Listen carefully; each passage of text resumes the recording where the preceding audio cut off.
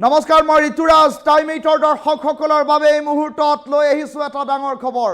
সংখ্যালঘু হোৱাৰ বাবে সংখ্যালঘুৰ ওপৰত অত্যাচাৰ অন্যায় মানি লোৱা নহ'ব। চৰকাৰে সংখ্যালঘুক মাটিৰ পট্টা প্ৰদান কৰা নাই আৰু ৰাজ্য চৰকাৰে অতি শীঘ্ৰেই উচ্ছেদিত জনতাক ভূমিৰ পট্টা প্ৰদান কৰক বুলি এক প্ৰকাৰ মন্তব্য প্ৰকাশ কৰি চৰকাৰৰ বিৰুদ্ধে সৰব হৈ পৰিল আমছু। চৰকাৰে সংখ্যালঘুক প্ৰদান কৰা নাই ভূমিৰ পট্টা আৰু ভূমিৰ পট্টা অতি শীঘ্ৰেই উচ্ছেদিতক দিবলৈ দাবী উত্থাপন কৰিলে সংখ্যালঘু সংগঠন আমছুৱে। সংখ্যালঘু হোৱাৰ বাবে অন্যায় নচলিব, এনেধৰণৰ কেতবোৰ কথা এতিয়া আমছু সভাপতিগৰাকীয়ে কৰিছে।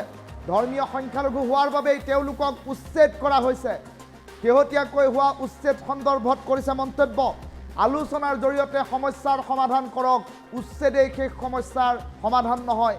আমছুৱে চৰকাৰক বান্ধি দিলে দুটাকৈ দাবী। এই দুয়োটা দাবী সন্দৰ্ভত টাইম 8ৰ দৰ্শকসকলক বিস্তৃত বিৱৰণ এই মুহূৰ্তত দিবলৈ চেষ্টা কৰিছোঁ। চৰকাৰে শীঘ্ৰেই অমানৱীয় উচ্ছেদ বন্ধ কৰক, এয়া আমছুৰ প্ৰথমটো দাবী, আৰু তেওঁলোকক ক্ষতিপূৰণ দিয়ক। এই কথাও দাবী উত্থাপন কৰিছে চৰকাৰৰ ওচৰত আমছুৱে।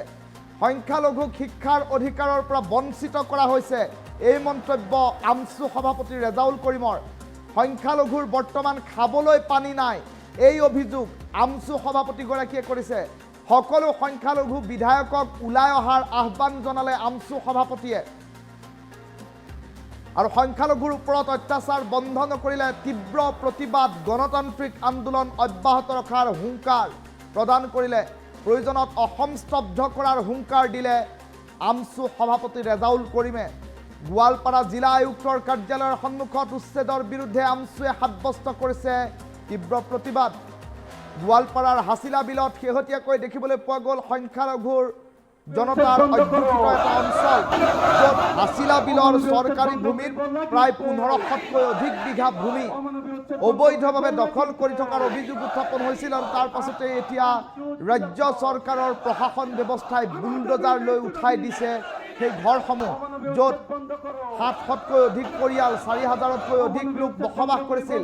সেইসকল লোকক উচ্ছেদ কৰাৰ বাবে এতিয়া প্ৰতিবাদমুখৰ পৰিস্থিতিৰ সৃষ্টি হৈছে।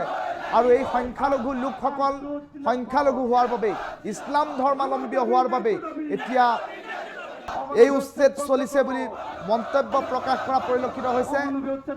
সদৌ অসম সংখ্যালঘু ছাত্ৰ ইউনিয়ন আমছুৰ উদ্যোগত গোৱালপাৰা জিলা সমিতিয়ে অৱস্থান ধৰ্মঘট পালন কৰিছে। আৰু সমান্তৰালকৈ দেখিবলৈ পোৱা গৈছে আমছুৱে প্ৰতিবাদমুখৰ পৰিস্থিতিৰ সৃষ্টি কৰিছে এই উচ্ছেদৰ পাছতেই। আমছু সভাপতি ৰেজাউল কৰিমৰ মন্তব্য আছে। টাইম 8ৰ দৰ্শকসকলক প্ৰথমে মন্তব্য শুনাইছোঁ। আমি এইকাৰণে ৰূপায়ণ কৰিছোঁ, কেৱল গোৱালপাৰাতে নহয়, সমগ্ৰ ৰাজ্যজুৰি জিলা আয়ুক্ত আৰু মহকুমা অধিপতিৰ কাৰ্যালয়ত আমি এই দুঘণ্টীয়া ধৰ্ণা কাৰ্যসূচী ৰূপায়ণ কৰিছোঁ। আপোনালোকে জানে যে গোৱালপাৰা জিলাৰ হাছিলা বিলকে আদি কৰি বিভিন্ন ঠাইত যি অমানৱীয়ভাৱে বঙাইগাঁও, কোকৰাঝাৰ, পৰ্বতজোৰা আদি অঞ্চলত অমানৱীয়ভাৱে পুনৰ সংস্থাপনৰ ব্যৱস্থা নকৰাকৈ মানুহখিনিক যিধৰণে উচ্ছেদ কৰা হৈছে, ইয়াৰ আমি তীব্ৰ বিৰোধিতা কৰিছোঁ। আমি চৰকাৰক বাৰে বাৰে কৈ আহিছোঁ, যদি চৰকাৰে কিবা ভূমিৰ প্ৰয়োজন হয় বা চৰকাৰে যদি ক'ৰবাত ভূমি লাগে, সেই অঞ্চলৰ মানুহ যিহেতু যুগ যুগ ধৰি এই অঞ্চলত বসবাস কৰি আছে, চৰকাৰে যিহেতু সংখ্যালঘুসকলক মাটিৰ পট্টা দিয়া নাই, বসুন্ধৰা 2, 1, 3, 4 ক'তো মাটি দিয়া নাই। গতিকে এইখিনি মানুহ যিহেতু আজি ভাৰতবৰ্ষৰ স্বাধীনতা লাভ কৰাৰ আগৰ পৰাই বহি আছে, সেইখিনি মানুহক পুনৰ সংস্থাপনৰ ব্যৱস্থা কৰি তেওঁলোকক উচ্ছেদ কৰক, তাত আমাৰ ক'বলগীয়া নাথাকিব, আমি সহযোগিতা কৰিম। কিন্তু চৰকাৰে আক্ৰমণমূলকভাৱে, গতিকে এইটোত কোনো পদ্ধতি আমি সহ্য নকৰোঁ। আমাৰ প্ৰথম দাবী হৈছে, আমাৰ প্ৰথম স্পষ্ট কথা হৈছে, এই অমানৱীয় উচ্ছেদ বন্ধ হ'ব লাগিব। আৰু যি উচ্ছেদ কৰিলে সেই উচ্ছেদিত পৰিয়ালসকলক পুনৰ সংস্থাপন আৰু ক্ষতিপূৰণৰ ব্যৱস্থা হ'ব লাগিব। আজি সেই শিশুসকল কি অপৰাধ কৰিছে? আজি নিজৰ সপোনৰ ঘৰখনক তেওঁলোকে ভাঙি দিছে। আজি সেই বৃদ্ধা পিতৃ মাতৃসকলে কি অপৰাধ কৰিছে? আজি শিক্ষাৰ অধিকাৰৰ পৰা তেওঁলোকে বঞ্চিত হ'ল, আজি তেওঁলোক ঘৰৰ অধিকাৰৰ পৰা বঞ্চিত হ'ল, তেওঁলোক খোৱাৰ অধিকাৰৰ পৰা বঞ্চিত হ'ল, সকলো ধৰণৰ অধিকাৰৰ পৰা তেওঁলোকক বঞ্চিত কৰা হৈছে। গতিকে এইটো কোনো পদ্ধতিতে মানৱীয় কাণ্ড কৰা নাই। আচলতে হৃদয়হীন এখন চৰকাৰ, এইখন এটা হৃদয়হীন চৰকাৰ। এই চৰকাৰখনক হৃদয় নাই।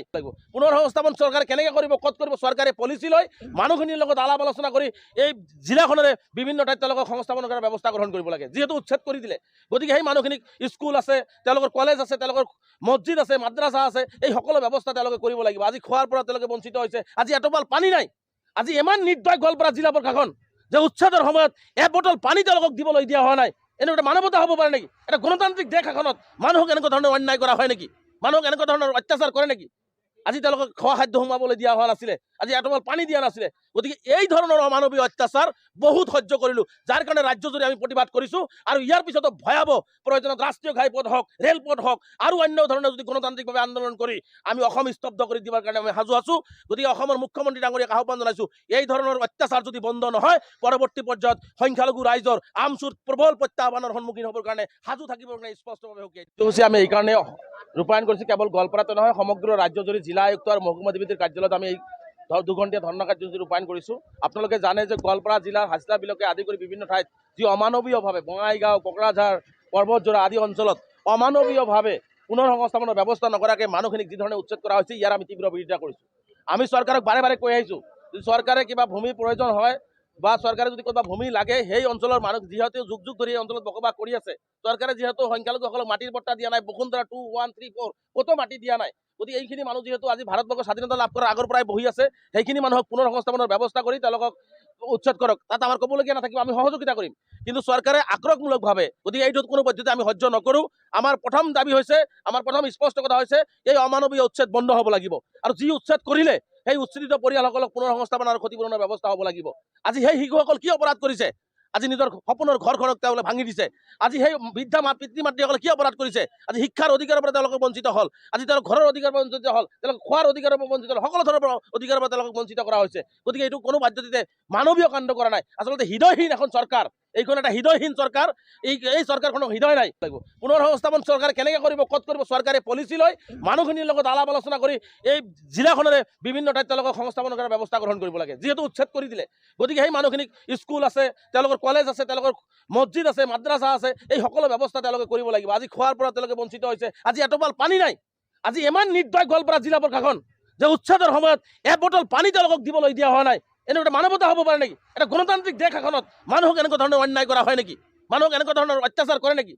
আজি তেওঁলোকক খোৱা খাদ্য সোমাবলৈ দিয়া হোৱা নাছিলে, আজি এটোপাল পানী দিয়া নাছিলে। গতিকে এই ধৰণৰ অমানৱীয় অত্যাচাৰ বহুত সহ্য কৰিলোঁ, যাৰ কাৰণে ৰাজ্যজুৰি আমি প্ৰতিবাদ কৰিছোঁ। আৰু ইয়াৰ পিছতো ভয়াৱহ প্ৰয়োজনত ৰাষ্ট্ৰীয় ঘাইপথ হওক, ৰেলপথ হওক আৰু অন্য ধৰণৰ যদি গণতান্ত্ৰিকভাৱে আন্দোলন কৰি আমি অসম স্তব্ধ কৰি দিবৰ কাৰণে আমি সাজু আছোঁ। গতিকে অসমৰ মুখ্যমন্ত্ৰী ডাঙৰীয়াক আহ্বান জনাইছোঁ, এই ধৰণৰ অত্যাচাৰ যদি বন্ধ নহয়, পৰৱৰ্তী পৰ্যায়ত সংখ্যালঘু ৰাইজৰ আমচুৰ প্ৰবল প্ৰত্যাহ্বানৰ সন্মুখীন হ'বৰ কাৰণে সাজু থাকিবৰ কাৰণে স্পষ্টভাৱে সুকীয়া আমি এইকাৰণে ৰূপায়ণ কৰিছোঁ। কেৱল গোৱালপাৰাতে নহয়, সমগ্ৰ ৰাজ্যজুৰি জিলা আয়ুক্ত আৰু মহকুমা অধিপতিৰ কাৰ্যালয়ত আমি এই দুঘণ্টীয়া ধৰ্ণা কাৰ্যসূচী ৰূপায়ণ কৰিছোঁ। আপোনালোকে জানে যে গোৱালপাৰা জিলাৰ হাজৰা বিলকে আদি কৰি বিভিন্ন ঠাইত যি অমানৱীয়ভাৱে বঙাইগাঁও, কোকৰাঝাৰ, পৰ্বতজোৰা আদি অঞ্চলত অমানৱীয়ভাৱে পুনৰ সংস্থাপনৰ ব্যৱস্থা নকৰাকৈ মানুহখিনিক যি ধৰণে উচ্ছেদ কৰা হৈছে, ইয়াৰ আমি তীব্ৰ বিৰোধিতা কৰিছোঁ। আমি চৰকাৰক বাৰে বাৰে কৈ আহিছোঁ, যদি চৰকাৰে কিবা ভূমিৰ প্ৰয়োজন হয় বা চৰকাৰে যদি ক'ৰবাত ভূমি লাগে, সেই অঞ্চলৰ মানুহ যিহেতু যুগ যুগ ধৰি এই অঞ্চলত বসবাস কৰি আছে, চৰকাৰে যিহেতু সংখ্যালঘুসকলক মাটিৰ পট্টা দিয়া নাই, বসুন্ধৰা 2, 1, 3, 4 ক'তো মাটি দিয়া নাই। গতিকে এইখিনি মানুহ যিহেতু আজি ভাৰতবৰ্ষৰ স্বাধীনতা লাভ কৰাৰ আগৰ পৰাই বহি আছে, সেইখিনি মানুহক পুনৰ সংস্থাপনৰ ব্যৱস্থা কৰি তেওঁলোকক উচ্ছেদ কৰক, তাত আমাৰ ক'বলগীয়া নাথাকিব, আমি সহযোগিতা কৰিম। কিন্তু চৰকাৰে আক্ৰমণমূলকভাৱে, গতিকে এইটোত কোনো পদ্ধতি আমি সহ্য নকৰোঁ। আমাৰ প্ৰথম দাবী হৈছে, আমাৰ প্ৰথম স্পষ্ট কথা হৈছে, এই অমানৱীয় উচ্ছেদ বন্ধ হ'ব লাগিব। আৰু যি উচ্ছেদ কৰিলে সেই উচ্ছেদিত পৰিয়ালসকলক পুনৰ সংস্থাপন আৰু ক্ষতিপূৰণৰ ব্যৱস্থা হ'ব লাগিব। আজি সেই শিশুসকল কি অপৰাধ কৰিছে? আজি নিজৰ সপোনৰ ঘৰখনক তেওঁলোকে ভাঙি দিছে। আজি সেই বৃদ্ধা পিতৃ মাতৃসকলে কি অপৰাধ কৰিছে? আজি শিক্ষাৰ অধিকাৰৰ পৰা তেওঁলোকে বঞ্চিত হ'ল, আজি তেওঁলোকৰ ঘৰৰ অধিকাৰৰ পৰা বঞ্চিত হ'ল, তেওঁলোকে খোৱাৰ অধিকাৰৰ পৰা বঞ্চিত হ'ল, সকলো ধৰণৰ অধিকাৰৰ পৰা তেওঁলোকক বঞ্চিত কৰা হৈছে। গতিকে এইটো কোনো পদ্ধতিতে মানৱীয় কাণ্ড কৰা নাই। আচলতে হৃদয়হীন এখন চৰকাৰ, এইখন এটা হৃদয়হীন চৰকাৰ। এই চৰকাৰখনৰ হৃদয় নাই। পুনৰ সংস্থাপন চৰকাৰে কেনেকৈ কৰিব, ক'ত কৰিব? চৰকাৰে পলিচি লৈ মানুহখিনিৰ লগত আলাপ আলোচনা কৰি এই জিলাখনৰে বিভিন্ন ঠাইত তেওঁলোকক সংস্থাপন কৰাৰ ব্যৱস্থা গ্ৰহণ কৰিব লাগে, যিহেতু উচ্ছেদ কৰি দিলে। গতিকে সেই মানুহখিনিক স্কুল আছে, তেওঁলোকৰ কলেজ আছে, তেওঁলোকৰ মছজিদ আছে, মাদ্ৰাছা আছে, এই সকলো ব্যৱস্থা তেওঁলোকে কৰিব লাগিব। আজি খোৱাৰ পৰা তেওঁলোকে বঞ্চিত হৈছে, আজি এটোপাল পানী নাই। আজি ইমান নিৰ্দয় গোৱালপাৰা জিলা প্ৰশাসন যে উচ্ছেদৰ সময়ত এবটল পানী তেওঁলোকক দিবলৈ দিয়া হোৱা নাই। এনেকুৱা মানৱতা হ'ব পাৰে নেকি? এটা গণতান্ত্ৰিক দেশ এখনত মানুহক এনেকুৱা ধৰণৰ অন্যায় কৰা হয় নেকি? মানুহক এনেকুৱা ধৰণৰ অত্যাচাৰ কৰে নেকি? আজি তেওঁলোকক খোৱা খাদ্য সোমাবলৈ দিয়া হোৱা নাছিলে, আজি এটোপাল পানী দিয়া নাছিলে। গতিকে এই ধৰণৰ অমানৱীয় অত্যাচাৰ বহুত সহ্য কৰিলোঁ, যাৰ কাৰণে ৰাজ্যজুৰি আমি প্ৰতিবাদ কৰিছোঁ। আৰু ইয়াৰ পিছতো ভয়াৱহ প্ৰয়োজনত ৰাষ্ট্ৰীয় ঘাইপথ হওক, ৰেলপথ হওক আৰু অন্য ধৰণৰ যদি গণতান্ত্ৰিকভাৱে আন্দোলন কৰি আমি অসম স্তব্ধ কৰি দিবৰ কাৰণে আমি সাজু আছোঁ। গতিকে অসমৰ মুখ্যমন্ত্ৰী ডাঙৰীয়াক আহ্বান জনাইছোঁ, এই ধৰণৰ অত্যাচাৰ যদি বন্ধ নহয়, পৰৱৰ্তী পৰ্যায়ত সংখ্যালঘু ৰাইজৰ আমচুৰ প্ৰবল প্ৰত্যাহ্বানৰ সন্মুখীন হ'বৰ কাৰণে সাজু থাকিবৰ কাৰণে স্পষ্টভাৱে সুকীয়া আমি এইকাৰণে ৰূপায়ণ কৰিছোঁ। কেৱল গোৱালপাৰাতে নহয়, সমগ্ৰ ৰাজ্যজুৰি জিলা আয়ুক্ত আৰু মহকুমা অধিপতিৰ কাৰ্যালয়ত আমি এই দুঘণ্টীয়া ধৰ্ণা কাৰ্যসূচী ৰূপায়ণ কৰিছোঁ।